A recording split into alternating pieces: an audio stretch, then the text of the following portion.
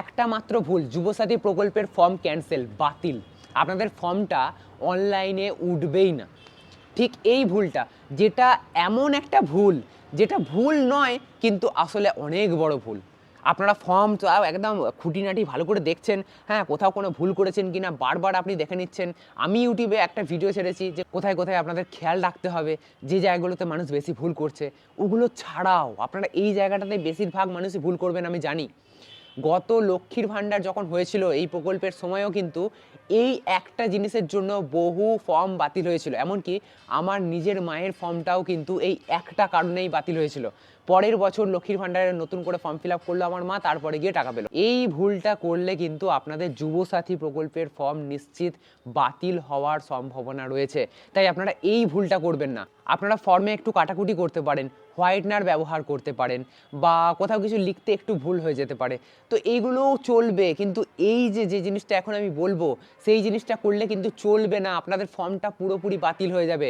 যদি আপনি অলরেডি এরকমই ভুল করে থাকেন তাহলে কিন্তু মহা মুশকিল, আপনারা বেকার ভাতা বা যুবসাথী প্রকল্পের টাকা কিন্তু পাবেন না। কি সেই ভুল? সরকারি নোটিশে স্পষ্টভাবে কিন্তু বলা হচ্ছে যে আপনারা যে ফর্ম অফলাইনে ফিল আপ করে জমা দিচ্ছেন সেই ফর্মে আপনারা যেমনটা সই করছেন ঠিক তেমনটাই সই আপনাদের প্রতিটা ডকুমেন্টের মধ্যে করতে হবে। ঠিক শুনছেন, প্রত্যেকটা ডকুমেন্ট, মাধ্যমিকের অ্যাডমিট, মাধ্যমিকের রেজাল্ট বা মার্কশিট, কাস্ট সার্টিফিকেট থাকলে কাস্ট সার্টিফিকেটে, ব্যাংকের পাসবুকে, আধার কার্ডে, ভোটার কার্ডে, সবেতে প্রত্যেকটা জেরক্সের নিচে আপনাদের কিন্তু সেলফ অ্যাটেস্টেড করতে হবে। এই সেলফ অ্যাটেস্টেড মানে কি? সেলফ অ্যাটেস্টেড মানে হচ্ছে কিছুই না, আপনাদের প্রত্যেকটা ডকুমেন্টের জেরক্সের নিচে একটা করে সই করে দেওয়া, আপনাদের নিজেদের সই হতে হবে। এই সইটা করে দেওয়া কিন্তু খুব গুরুত্বপূর্ণ। এই একটা সইয়ের জন্য, মানে একটা সই না, প্রতিটা ডকুমেন্টে আর কি একটা একটা করে সই, তো এই সইয়ের জন্য আমার মায়ের লক্ষ্মীর ভাণ্ডার প্রকল্প কিন্তু বাতিল হয়ে গেছিলো।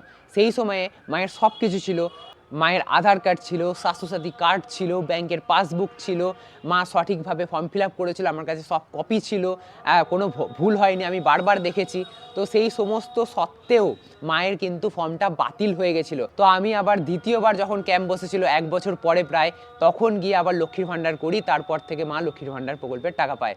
তো এই ভুলটার জন্যই আমরা আশঙ্কা করেছিলাম যে তখন আমার মায়ের ফর্মটা ক্যান্সেল হয়ে গেছিলো, কারণ আমাদের আশেপাশে মা যার যার সাথে ফর্ম ফিল আপ করে জমা দিয়েছিল সবারই লক্ষ্মীর ভাণ্ডার হয়ে গেছিলো, শুধু মায়েরই হয়নি, মায়েরই বাদ গেছিলো।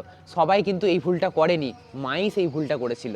তো সেই ভুলটা হচ্ছে এটাই, আপনারা সেলফ অ্যাটেস্টেড করে যদি জমা না দেন তাহলে আপনাদের ফর্মটা কিন্তু বাতিল বা রিজেক্ট হতে পারে। হ্যাঁ, অনেক ক্ষেত্রে নাও হতে পারে, আমি বলছি না সব ক্ষেত্রেই হবে, অনেক ক্ষেত্রে নাও হতে পারে, ভেরিফায়ার আলাদা আলাদা থাকতে পারে, কেউ অ্যাপ্রুভাল দিয়ে দিতে পারে, কেউ আবার এই ঠিক একটা কারণেই রিজেক্ট করতে পারে, খুঁত বের করতে পারে।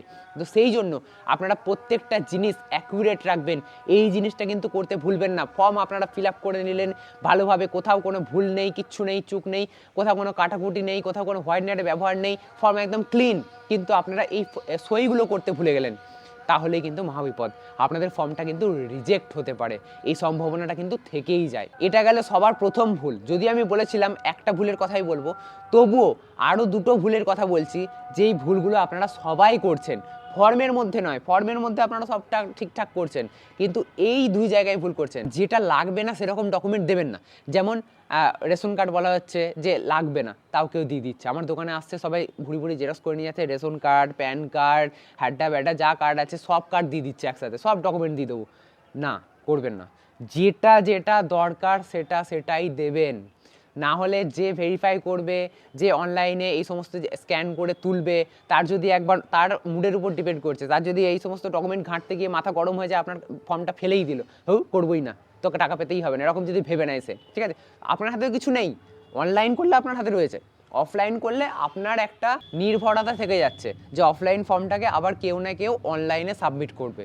তো যে অনলাইনে সাবমিট করবে তাকে যেন সব কিছু একদম ঠিকঠাক তার যদি গোছানো থাকে, তবেই তার ফিল আপ করতে ভালো লাগবে, ডেটা এন্ট্রি করতে ভালো লাগবে। তার যদি মুড একটু এদিক ওদিক হয়, মানে আপনি এত এত ব্রাঞ্চ করে দিয়ে দিয়েছেন, সব পিন আপ করে দিয়ে দিয়েছেন, আর ফর্ম থেকে, ক্যাম্প থেকেও ফর্ম জমা নিয়ে নিয়েছে, অনেক সময় বেশিরভাগ ক্ষেত্রেই ক্যাম্প থেকে এগুলোতে হস্তক্ষেপ করে, এগুলো ছিঁড়ে দেয়, বা যেগুলো দরকার নেই সেগুলো জমা নেয় না। তবুও যদি কোনো ভুল করে নিয়ে নেয় তাহলে কিন্তু এবার যদি যে এন্ট্রি করছে তার মুডের উপর, আমরা আগে ছোটোবেলায় কী করতাম, যে স্যার যেরকম খাতা দেখবে আর কি, সেই রকমভাবে আমরা লিখতাম গুছিয়ে, যাতে স্যারের দেখতে অসুবিধা না হয়, বুঝতে অসুবিধা না হয়, যে জায়গাগুলো মেন সেই জায়গাগুলোকে হেডলাইন করতাম। তো সেই রকমই একটা ব্যাপার এখানেও, যে এন্ট্রি করবে তার মুডের উপর ডিপেন্ড করছে। তার যদি এমন লিখেছেন আপনি ফর্মে যে একটু ঘুরিয়ে পেঁচিয়ে, সে বুঝতে পারছে না, তো সে সেরকমই এন্ট্রি করবে, ঠিক আছে। আবার এত ফর্ম দিয়েছেন, এত জমা দিয়েছেন, তো সেগুলো স্ক্যান করতে গিয়ে একটা স্ক্যান করতে গিয়ে অন্যটা স্ক্যান করে দিল, আপনার ভোটার কার্ডের জায়গায় আপনার প্যান কার্ড স্ক্যান করে দিল, ঠিক আছে, সেটা আপলোড করে দিল, এরকমও কিন্তু হতে পারে। সেক্ষেত্রে কেউ সমস্যায় পড়বে না একমাত্র সমস্যায় আপনি। তো সেই জন্য যা ডকুমেন্টে আপনারা টিক দিচ্ছেন ফর্মের মধ্যে, সেই ডকুমেন্টই দেবেন। এক্সট্রা ডকুমেন্ট দিলে আপনি এক্সট্রা টাকা পাবেন, তাড়াতাড়ি টাকা পেয়ে যাবেন, এরকম কোনো ব্যাপার নেই, বিশ্বাস করুন। তাই এক্সট্রা ডকুমেন্ট দিতে যাবেন না, বেশি ভালো হতে হবে না, যেটুকুনি চেয়েছে সেটুকুনি করবেন। আর last but not the least, এই জিনিসটাও আপনারা খেয়াল রাখবেন, ফটো আপনারা যেটা দিচ্ছেন সেই ফটোর সাইজ যেমনই হোক না কেন, ফটোর ব্যাকগ্রাউন্ডটা একটু লাইট কালারের যেন হয়, যেমন সাদা বা স্কাই ব্লু এরকম। যদিও এটা ইনস্ট্রাকশানে কিছু বলা নেই, তবুও আমি আপনাদের বলে রাখি, ফটো যেন একটু স্বচ্ছ হয়, ভালো হয়, এরকমই চেষ্টা করবেন। আবার এমন খুঁতখুঁতে হয়ে যাবেন না কেন, এই ফটোটা এরকম হয়ে গেছে, ওরকম খুঁতখুঁতে হওয়ার দরকার নেই। তবে মোটামুটি একটা বোঝা গেলেই কিন্তু ফটোতে চলবে। তবে ব্যাকগ্রাউন্ডের ব্যাপারটা একটু খেয়াল রাখবেন। বেশিরভাগ ক্ষেত্রে আমরা এসআইআরের ক্ষেত্রে দেখছিলাম যে লাইট ব্যাকগ্রাউন্ড চলছিল, এক্ষেত্রে বলা নেই কিছু, তবুও আমি বলছি যে আপনারা চেষ্টা করবেন লাইট ব্যাকগ্রাউন্ডই রাখার, একদম ডিপ ডার্ক ব্যাকগ্রাউন্ড দেবেন না, ঠিক আছে। জেরক্সগুলো যখন আপনারা করছেন আধার কার্ডের এক সাইড দিয়ে দিচ্ছেন, হবে না। যদি আপনাদের লম্বা আধার কার্ডও হয়, এক সাইড দেবেন না, বোথ সাইড আপনারা কিন্তু আধার কার্ড দেবেন। কারণ এই যে ডকুমেন্টগুলোকে কিন্তু স্ক্যান করে কিন্তু অনলাইনে পোর্টালে তুলতে হয়, তো সেক্ষেত্রে কিন্তু প্রবলেম হতে পারে। তাই বোথ সাইড জেরক্স করে আপনারা দেবেন, সে আধার কার্ড হোক, ভোটার কার্ড হোক, সব ক্ষেত্রেই। আর রেজাল্ট, অ্যাডমিট, এগুলোও যেন পরিষ্কার বোঝা যায়, আপনাদের রোল নাম্বার থেকে শুরু করে, আপনাদের নাম থেকে শুরু করে, আপনাদের বয়স যে অ্যাডমিট কার্ডে লেখা রয়েছে, ডেট অফ বার্থ, সেগুলো থেকে শুরু করে, যেন কোনো কাটাকুটি না হয় বা এক্সট্রা কালি যাতে না হয়, যাতে বোঝা যায়, এরকমভাবেই কিন্তু জেরক্সগুলো আপনারা সাবমিট করবেন। না হলে কিন্তু আপনাদের ফর্মটা বাতিল বা ক্যান্সেল হতে পারে। ব্যাস এই গোটাই আমার বলার ছিল। এই সমস্ত জন্যেই আপনাদের ফর্মগুলো বেশিরভাগ ক্যান্সেল হচ্ছে। এগুলো আপনারা মাথায় রাখবেন যখন অফলাইনে ফর্ম ফিল আপ করে জমা দেবেন, তাহলে আপনাদের ফর্মটা ঠিকঠাকভাবে ফিল আপ হবে এবং ঠিকঠাকভাবে জমা পড়বে। আপনারা সঠিক টাইমে সঠিকভাবেই টাকা পাবেন, সমস্ত প্রসেস ঠিকঠাকভাবে এগোবে। যদি আজকের এই ভিডিওটা আপনাদের ভালো লেগে থাকে, তাহলে অবশ্যই ভিডিওতে একটা লাইক করবেন, বন্ধুদের সাথে ভিডিওটা শেয়ার করবেন, তাদেরও জানান। শুধুমাত্র আপনি জানলে তো হবে না, সবাইকে জানাতে হবে। তো সেই জন্য আপনারা শেয়ার করতে ভুলবেন না। আজকের ভিডিওতে একটা লাইক করবেন। এরকমই নতুন আরও ইন্টারেস্টিং ভিডিও দেখতে অবশ্যই চ্যানেলটিকে সাবস্ক্রাইব করে রাখতে ভুলবেন না।